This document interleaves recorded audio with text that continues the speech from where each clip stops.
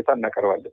በታች ያለው መዋቅር በሙሉ ክሴታችን ይዘን ስንሄድ እንደተበደልን ስንላቸው እናንተ ለምን አመላችሁ አትተውም? መብላት አትተውም? ይሄ ዝም ብላችሁ ክሴታ ምናምን እያላችሁ ከምትመጡ ሰውን መብላት መተው፣ ወደ ጅብ መቀየር መተው፣ አመላችሁ መተው ነው እንጂ ይሄ ክሴት አንቀበልም ብለው በፍጹም ታምራ ያስተናግዱን እስካሁን ድረስ። ቡዳ፣ ጠቢብ፣ ፈላሻ፣ ሙራ ወዘተ እንደየ አካባቢው ባህል፣ ቋንቋና ወግ የተለያዩ ስያሜዎች ይሰጣቸዋል። ከዚህ ጋር በተያያዘ አንድ ባልደረባዬ ያጫወተኝን ገጠመኝ ላካፍላችሁ። ለአቅመ ጋዜጠኝነት ከደረሰ በኋላ ራሱን ችሎ በአዲስ አበባ ከተማ ቀጨኔ መድኃኔዓለም አካባቢ ቤት ተከራይቶ መኖር ጀመረ። ታዲያ ከስራ ወደ ቤቱ የሚያመላልሱት ሹፌሮች የአካባቢው ነዋሪዎች ቡዳዎች ናቸው፣ ማታ ማታ ወደ ጅብነት ይቀየራሉ እያሉ ቢነግሩትም ጆሮ ገብ ወሬ ባለመሆኑ ከቁብም አልቆጠረው። እያደረ ግን ሹፌሮቹ እኛ ወደዚህ አካባቢ አንሄድም ማለትን አመጡ። ከሄዱም ቤቱ ሳይደርሱ ራቅ ባለ አካባቢ እንዲወርድ ያስገድዱት ጀመር። ስራ ውሎ ረዥም ርቀት በእግር ተጉዞ ወደ ቤት መሄድ አልሆንልህ ያለው ባልደረባዬ በ3ኛ ሳምንቱ ቤት ለመቀየር እንደተገደደ አጫውቶኛል። በኢትዮጵያ የኢኮኖሚ መስተጋብር ከፍተኛ አስተዋጽኦ እንደሚያደርጉ የሚገልጹት እነዚህ የዕደ ጥበብ ባለሙያዎች በሚደርስባቸው አድሎና መገለል እንደ ሰው መኖር ወደማይችሉበት አዘቅት እየወረዱ እንደመጡ ይገልጻሉ። በ21ኛው ክፍለ ዘመንም ይህ ባህላዊ ማህበራዊና ኢኮኖሚያዊ አድሎና ማግለሉ አልቀረላቸውም። ቅዱስ ቁርባንን ለማቀበል የሚጠቅሙ እንደ ጽዋ፣ ዕርፈ መስቀልን ጨምሮ ሌሎች ጽናጽል፣ ጽንሃ፣ መስቀል ወዘተ ንዋየ ቅድሳትን በጥበባቸው ሰርተው ለአገልግሎት ቢያበቁም እነሱ ግን ከመቁረብ እንደሚከለከሉ ይገልጻሉ። ልጆቻቸውን ከማስጠመቅም እንዲሁም። ቡዳ ሰው በሊታዎች ናችሁ፣ ሰው ታሳምማላችሁ በማለት ከስራ ገበታቸው የተባረሩት ቤት ይቁጠረው በመንግስታዊ መዋቅሩና በማህበረሰቡ ኋላ ቀር እምነት ምክንያት አድሎና መገለል እንደሚፈጸምባቸው በምሬት ይናገራሉ። ለዚህ ሁሉ አሉታዊ ጫና ምንጭ ታሪካችን በወጉ ሳይሰነድ እንዲያም ሲል በገዢዎች እንዲፋቅ ተደርጎ ህብረተሰቡ በክፋት እንዲረዳን በመደረጉ ነው ይላሉ የትግራይ ክልል የዕደ ጥበበኞች ማህበር መስራችና ሊቀመንበር አቶ በርሀ አብርሃም። በኢትዮጵያ እነዚህ እጀ ጥበበኞች ተብለው አሁን መገለል የደረሰባቸው የራሱ ከጥንት ታሪክ ማንሳት ከተፈለገ ራሱ የራሱን ምንነት የነበረው የራሱ ዘር ሐረግ አመጣጥም ያለው ማህበረሰብ ነው። ያም ሆኖ ግን በሀገራችን ባለው የታሪክ ፍሰት የተዛባና በየጊዜው የሚነሱ መሳፍንቶች ይሁኑ የሀገር ገዢዎች ይሁኑ ለራሳቸው ሲሉ ሲያጣምሙት የመጡትን ታሪክ የአንደኛው ታሪክ ወደ አንደኛው ሲገለብጡ፣ አንደኛው ለአንደኛው ሲቀማ የዚህ ሰለባ ማህበረሰብ ሆኗል እጀ ጥበበኛ ማለት ነው። ምክንያቱም ከብሉይ ኪዳን ጀምሮ ብሉይ ኪዳን ያመጣ ከነበረው ባዕድ አምልኮ እንዲላቀቅና ወደ ቡሊ እምነት ወይ የኦሪት እምነት እንዲያመልክ ያደረገ ማህበረሰብ ነው እና ይህን በጣም ትልቅ ለሀገሪቷ በጣም ትልቅ ውለታ ያለው ማህበረሰብ ፍሰቱ ከእስራኤል መሆኑ ይታወቃል። የዕደ ጥበብ ባለሙያዎች የተለያዩ ባህላዊ፣ ሃይማኖታዊና የግል መዋቢያ ጌጣጌጦች ተጠበውና አስውበው ከማቅረባቸውም በላይ ለዘመናዊ ኢንዱስትሪ መሰረት የሆኑትን የጎጆ ኢንዱስትሪዎችን በማቋቋምና በሀገሪቱ ኢኮኖሚ ረዥም ታሪክ ያለው አስተዋጽኦ እያደረጉ እንደመጡ አቶ በርሀ ይገልጻሉ።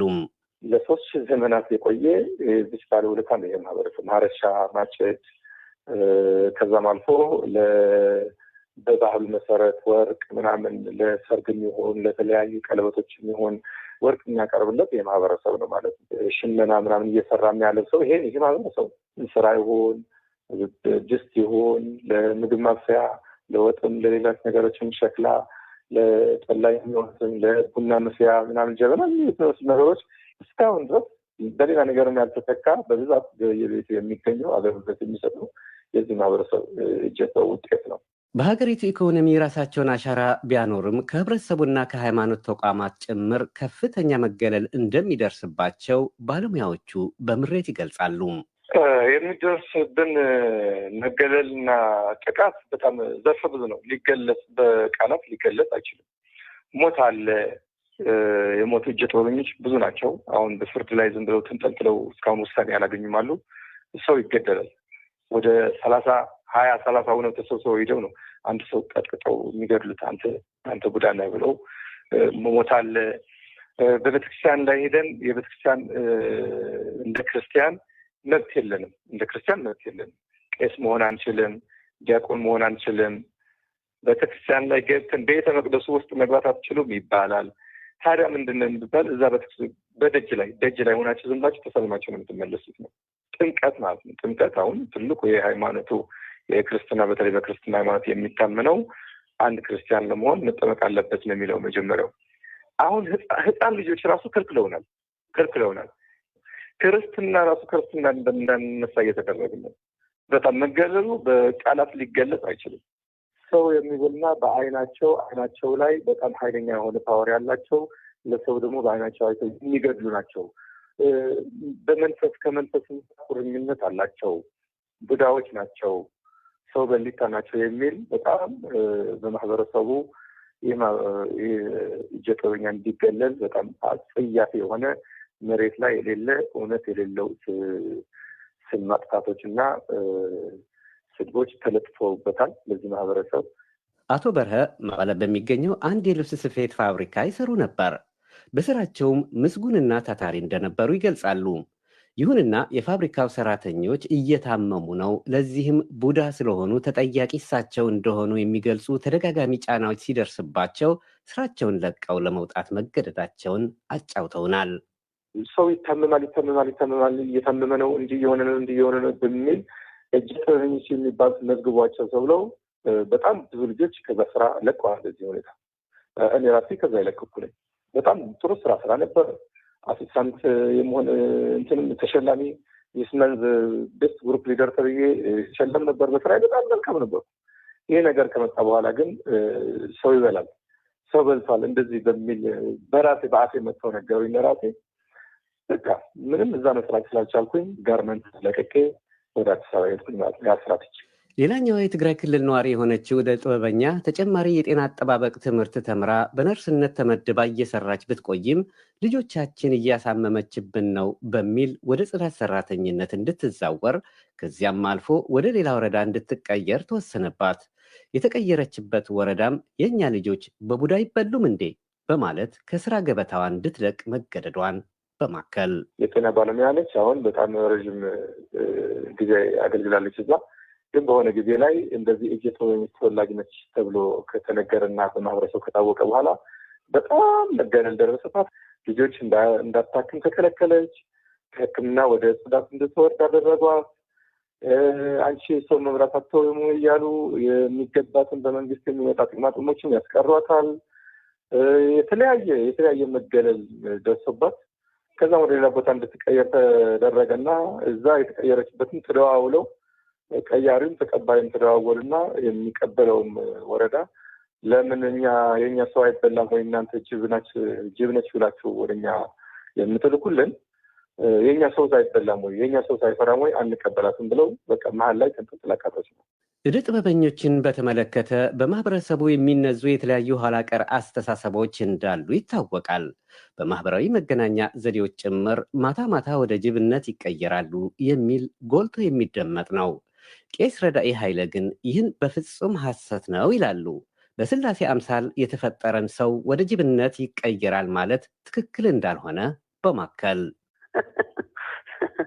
ሰው ሆኖ አጋጣለም ስላሴ በአርአያ ስላሴ የተፈጠረ ሰው ሌሊት ጅብ ይሆናሉ ይባላል መባልማ በጣም የሚያሳፍር እኛ የእግዚአብሔር ፍጥረት ሆነን በአጋጣለም ስላሴ የተፈጠረ እንደዚህ ማለትን በጣም የሰይጣን ስራ የክርስቲያን ሳይሆን እንደዚህ ብለ መናገር ለእግዚአብሔር ምን እንደሚሆን በጣም የሚያስገርም ነው። የዕደ ጥበብ ባለሙያዎቹ የሚደርስባቸውን ግድያ፣ የሰብአዊ መብት ረገጣ፣ አድሎና መገለል ለአስፈጻሚና የፍትህ አካላት ቢያቀርቡም ፍትህ እንደማያገኙ ይገልጻሉ። በተለይ ከፖሊሶች የሚያገኙት ምላሽ እጅግ ሞራልን የሚነካ መሆኑን በማከል ከፖሊስ ጋር አሁን ቅሬታ እናቀርባለን። በታች ያለው መዋቅር ታች ያለው ከዘዋና ወረዳ ምናምን ጣቢያ ያሉትን በሙሉ ክሴታችን ይዘን ስንሄድ እንዲተበደልን ስንላቸው እናንተ ለምን አመላቸው አተውም መብላት አተውም እንዲህ ዝም ብላችሁ ክሴታ ምናምን እያላችሁ ከምትመጡ ሰውን መብላት መተው፣ ወደ ጅብ መቀየር መተው፣ አመላችሁ መተው ነው እንጂ ይሄ ክሴት አንቀበልም ብለው በፍጹም ተአምር አያስተናግዱም እስካሁን ድረስ። ይህ ስር የሰደደ አድሎና መገለል እንዲቆም መንግስት በሚቆጣጠራቸው የመገናኛ ብዙሃን በኩል የሚሰጥ ተከታታይ ትምህርት እንደሌለ የሚገልጹት አቶ በርሀ ማህበራቸው በማህበራዊ መገናኛ ዘዴዎች ህብረተሰቡን የማንቃት እንቅስቃሴዎችን መጀመሩን ነግረውናል። አሁን በእኛ በኩል የምንችለውን እየሰራን ነው። ከተለያዩ ፕላትፎርም ከፍተንም ሶሻል ሚዲያም እያነቃን ነው። ከተለያዩ ዩቲዩበሮችን ሁነን እየሰራን ነው።